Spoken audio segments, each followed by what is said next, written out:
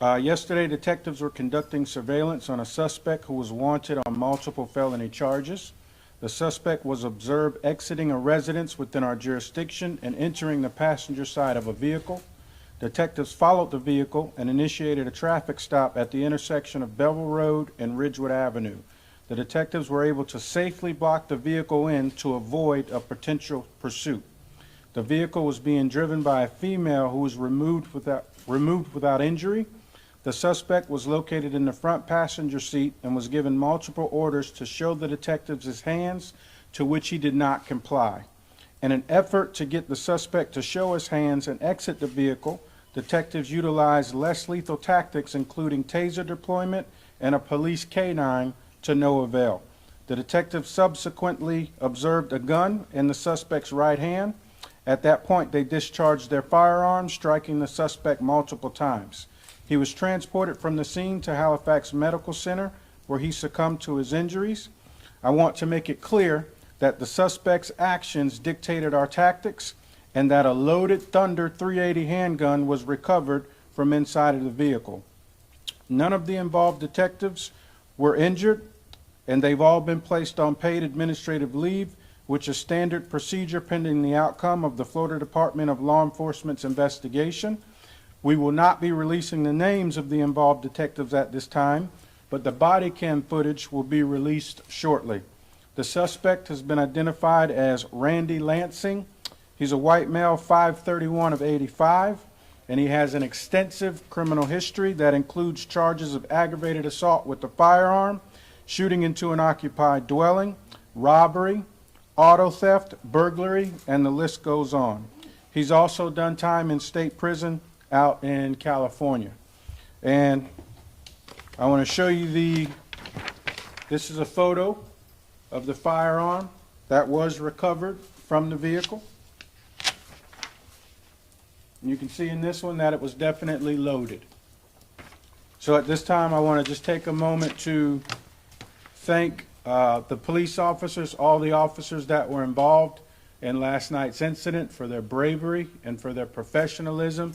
Special thanks to the members of my problem-oriented policing unit, because they were the ones that were responsible for identifying and surveilling the subject or suspect. And I also want to thank members of the Special Investigations Unit for their assist in the traffic stop, and all officers that were involved in last night's incident, because obviously this is still under investigation. But from everything that I have observed, I'm very proud of our actions last night. Obviously, that's never the outcome that we hoped for, because we do train in de-escalation tactics. But again, the suspect's actions dictated our tactics last night. So at this time, I will take a few questions. Chief, what was he originally under surveillance for? He was originally under surveillance for a shooting that occurred in the Fairway Estates neighborhood last month. So he had active warrants for aggravated assault with a firearm, 2 counts, shooting into a building and possession of a firearm by a convicted felon. Chief, why did they wait to box him in on US 1? Why not pull him over right as soon as he's getting into that car in the driveway there, or just as soon as he left the residence? That was their surveillance tactic. They figured it was safer to take them down where they were, so that's where it took place. Were the officers in uniform, or were they plainclothes detectives? They were in plain clothes, but they had the raid vests on that had clearly marked police across the front. So they were clearly identifiable as the police. And when the dog was sent in, you said the dog tried to pull him out. How does that, can you describe that a little bit more? Will that be in the video? That will be in the video, but the dog, we attempted to apprehend him with the dog prior to shooting him. So he was tased. We released the dog. When neither of those options were successful, that's when they were forced to fire. Chief, how long was it, the whole series of events, from when you pulled him over until shots were fired? Was it just a few minutes, or how long did this play out? Seconds, maybe a minute or two, but again, all of that will be in the video. We didn't specifically count the time, but it wasn't very long. And who was the woman that was driving the vehicle who was shot? Her name is Gina Spy. What's She her has relationship? no real criminal history. We're not sure of the relationship. She's not facing any charges, Chief. Not at this time. And Chief, at the Fairview, the original crime for which he had a warrant, was there a victim in that case? Was someone shot? No, someone was in the residence, but they weren't struck. Drive-by Right. situation? Correct. The residence he was leaving from last night when you pulled him over, was that his home or a friend's home, or what, whose home was that? That was not his home, no. Did he have any active warrants? It looks like he's got a very extensive criminal history. Was he wanted for anything at the time? Those were the drive-by? charges that I read. Those were active warrants. Prior to the drive-by? Correct. Wow. No, those are as a result of the drive-by. Those were his active charges. Okay. But prior to the drive-by, he wasn't wanted for anything? Not, no. Okay. Is there any suspicion he tried to commit suicide by cop? We don't know that yet. We're gonna wait on FDLE. And Chief, you said that 4 officers are on administrative leave. Yes. Are you, I think Masada put out at least, so it was 4 officers that fired? Yes. Okay. Have any of them been involved in officer-involved shooting before this? I don't believe so. And this comes after, this 8 months after you lost, well, after Jason Rayner was shot. Does this increase another encounter with somebody armed? Does this increase your fear of officers being on the street, or your concern and things getting more violent out there? Or? Can you repeat that question? Yeah, That was a lot to that question. Yeah, I guess this comes 8 months after Jason Rayner was shot. Correct. An encounter with somebody with Correct. a gun. Here you have another encounter with somebody with a gun in which you feel your officer had to use deadly force. Does this increase your concern, or does this bring back some concerns about? I mean, we're always concerned because this is a dangerous job. These are just the daily dangerous duties of law enforcement.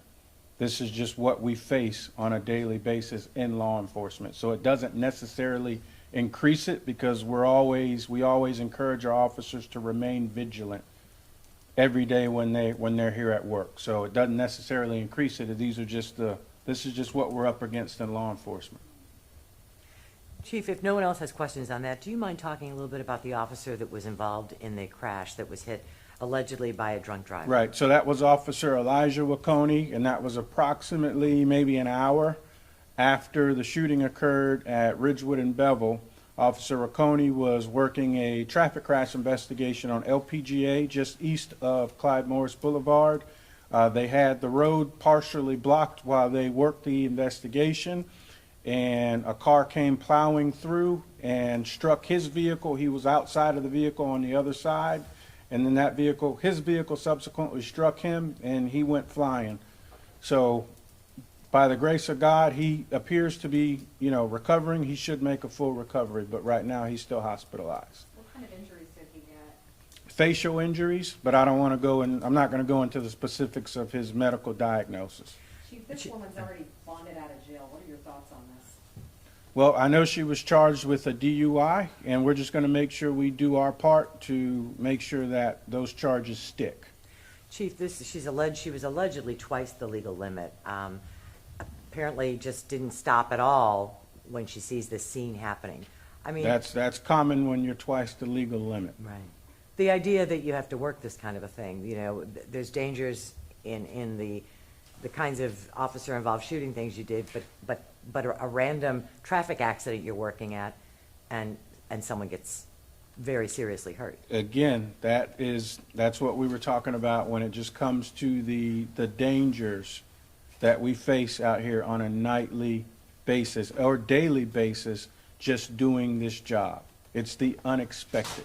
We never know. We never know when. We never know, what's going to occur. We just have to remain vigilant. Chief, have you had a chance to see Officer Wacconi since the accident? I did. So how's he doing? I did. That's actually why we didn't do this press conference last night, because obviously once Officer Wacconi was struck and I knew my officers were okay that were involved in the officer-involved shooting, my focus solely shifted to making sure he was okay. So I did go out. I spoke to him, obviously wanted to make sure he was okay, make sure his wife was taken care of. So, yes, I have been out there and I have spoken to him. Can you talk a little more about the officer, how long he's been with the department, if he has any kids, and his service to the Daytona Beach Police Department? I'm not sure right offhand the number of years he's been with us, but I would consider him somewhat of a veteran because, we're a young agency, so he's been here for a few years. And I don't know his family structure. I know his wife was there with him by his side. Was he still pretty shaken up when you saw him, or how was he doing mentally? He was shaken up. He got hit by a car. I think we all would be shaken up if we got hit by a car. But you're very I'm optimistic about I'm recovery. thankful that I was able to talk to him. I'm thankful that he survived. He survived, and, you know, I was able to have a conversation with him, so that kind of put myself and the rest of the department at ease. Chief, that's a lot for you to deal with in one night. How are you doing at this point? I'm hanging in there. I appreciate that, but I'm doing good. I'm doing well. My focus is, it's not about me. I'm just focusing on the officers and making sure that, you know, they're good to go. They're good to be here to work, because we don't get a break. We're here 24/7, 365. And, you know, we always put it out there what resources are available as far as counseling, and we do have a wellness program here that we offer to the officers. So if they need somebody to talk to, we make sure we have somebody qualified that's available to talk with them. When will you release the names of the officers involved in the officer-involved shooting? At the conclusion of FDLE's investigation. In the officer-involved shooting, you mentioned the guy had a long list of priors. Do you know how he came into possession of the gun? No, I'm not at assuming this time. Illegally, probably. More than, he's a convicted felon, so So, he's yeah. not allowed to be in possession of it, so yes, illegally. Okay. You think it was a stolen gun, Chief, or do you have that information? I don't have that information. Anything else? Thanks, Chief. Thank you, Chief. Thank you. Thank you. Is there a picture of that weapon? I mean, that's a. Yeah.